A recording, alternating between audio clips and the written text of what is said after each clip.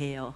우리가 그렇게 찬양하면서 주님 귀에 들리기를, 우리가 찬양하며 고백하며 주님, 제가 주님을 찬양합니다, 이 찬양이 주님 귀에 들리기를, 이런 마음으로 여러분 찬양했지요? 네, 이 시간 이렇게 인사하시기 바랍니다. 예수님밖에 없습니다. 네, 예수님이 나의 사랑입니다. 아멘. 예수님이 여러분의 사랑이시죠? 아멘. 우리는요, 인생을 살아가면서 우리 예수님을 바라보지 못하면 우리 인간들은 자연스럽게 누구에게 초점을 맞춰요? 나에게. 그러니까 예수님을 바라보지 않으면 우리는 나에게 초점을 맞추고 그렇게 인생을 살아갈 수밖에 없습니다. 그리고 우리가 뭔가를 하나님 앞에 간절히 구했어요. 그런데 주님께서 응답해 주시면 우리 마음속에 어떤 생각이 들어요? 그래도 나는 이런 사람이야. 내가 하나님께 이렇게 구했더니 하나님이 응답해 주셨어.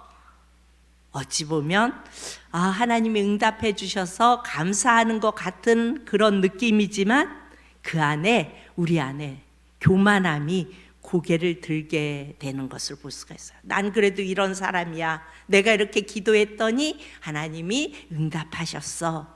이런 죄성을 가진 인간의 모습입니다. 우리가 그런 모습이에요.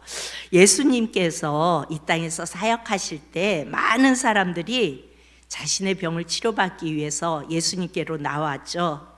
그런데 그들이 나아올 때 나의 병을 낫게 해주세요, 이렇게 말하기보다는 우리가 신약 말씀을 보면 주여 나를 불쌍히 여겨 주옵소서 라고 고백을 하는 것을 볼 수가 있습니다. 나의 병을 낫게 해주세요 라고 말하는 것은 어찌 보면 자신의 주도적인 방향성을 갖고 있어요. 내 병을 고쳐주세요. 내 문제를 해결해 주세요. 주님, 나의 이런 것을 해결해 주세요. 그런데 주여 불쌍히 여겨주소서라는 말은 주님께서 나를 불쌍히 여겨주시면, 주님께서 나를 불쌍히 여겨주시면 나는 치료받을 수 있습니다. 주님이 나를 불쌍히 여기시면 이 문제가 해결될 수 있습니다.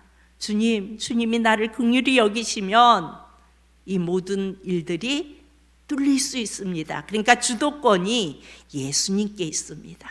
그래서 우리가 주일날 말씀을 통하여 본 그 여인도 나를 불쌍히 여겨 주옵소서 이렇게 하잖아요.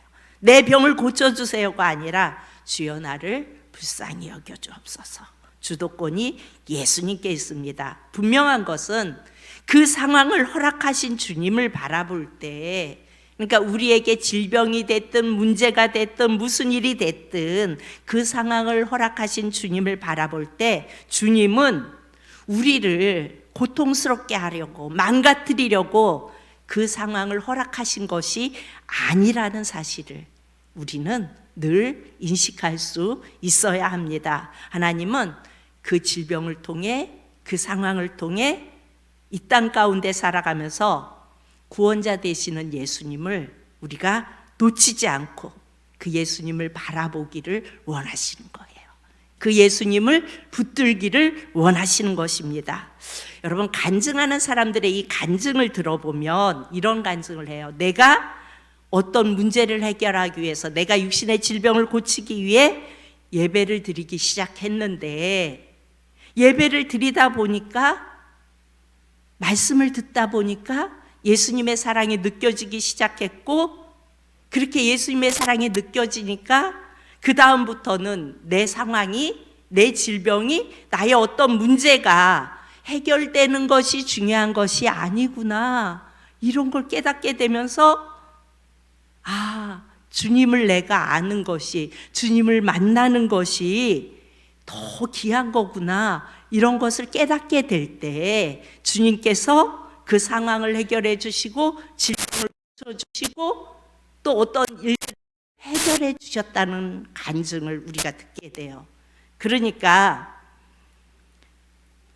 무엇을 나의 이루기 위함이 아니라 주님의 사랑을 깨닫고 그 주님이 내게 함께 하심을 하시고 주님이 이를 이루어 가신다는 것입니다. 그러기에 오늘 우리는 예배를 드리면서 예수님께 발람이 발락에게 이스라엘의 이제 오늘은 두 번째 예언이에요. 그런데 발락이 이번에는 이스라엘 전체가 보이는 곳이 아니라 끝만 보이는 곳으로 데리고 가요. 첫 번째 예언할 때는 보이는 곳으로 데려갔고 그곳에서 하나님이 임재하셨죠.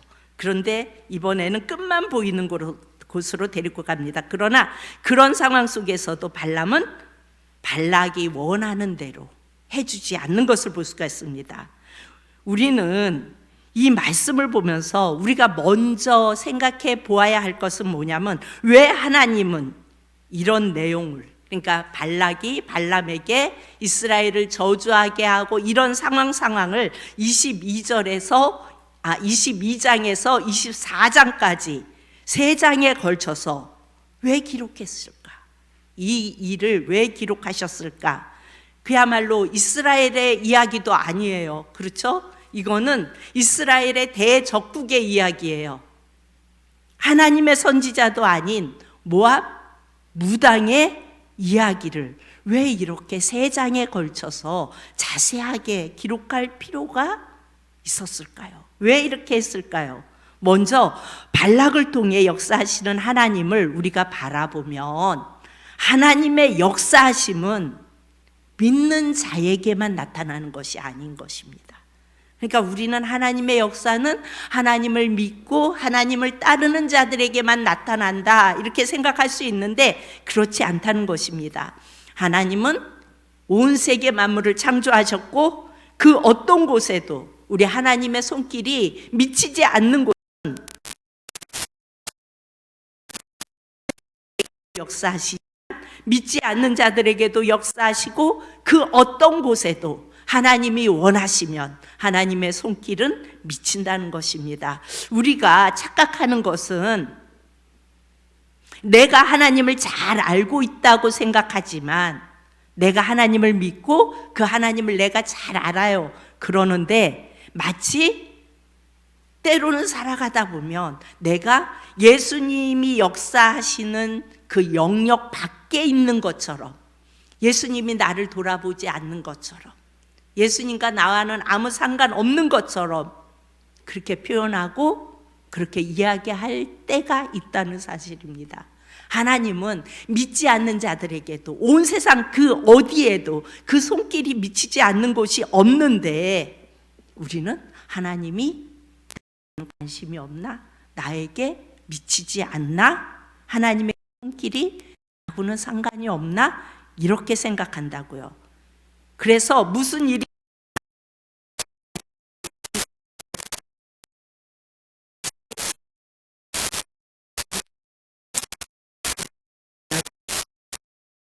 에게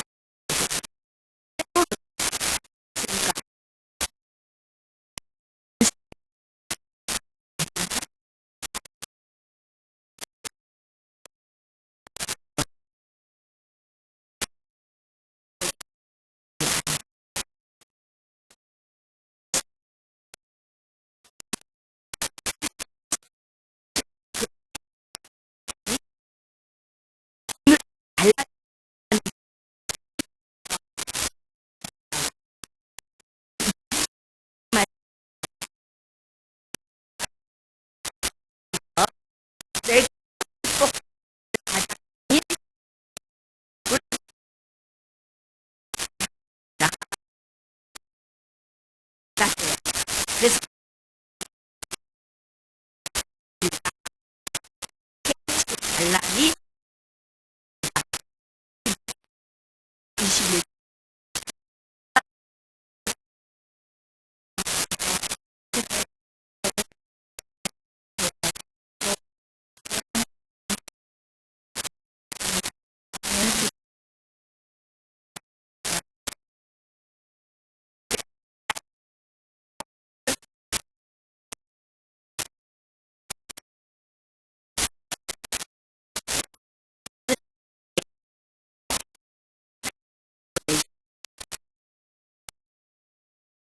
아니야.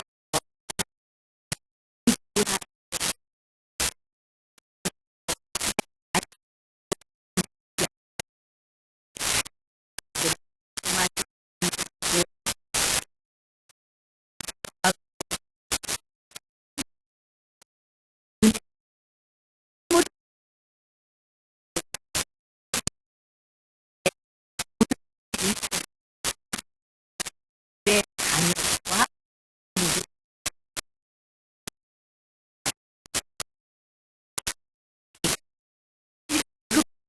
그것을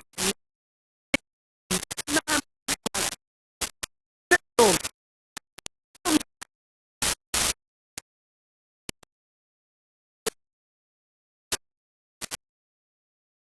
우리는 인지 한 하나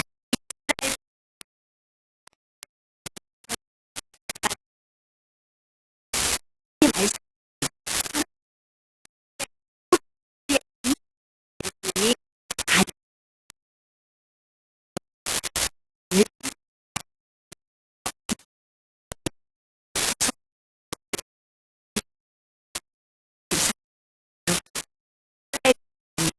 이스라엘을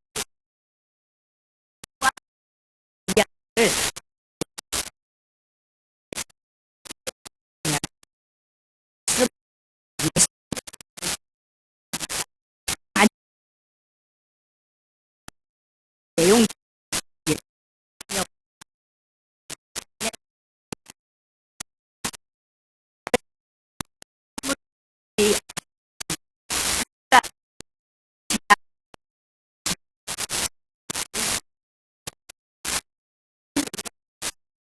있는 제왕과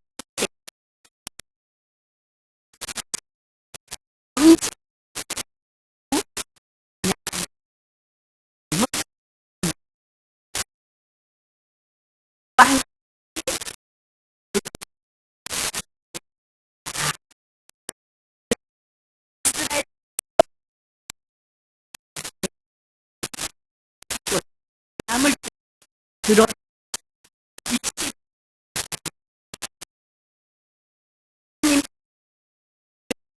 인도하여 예수님은 없다.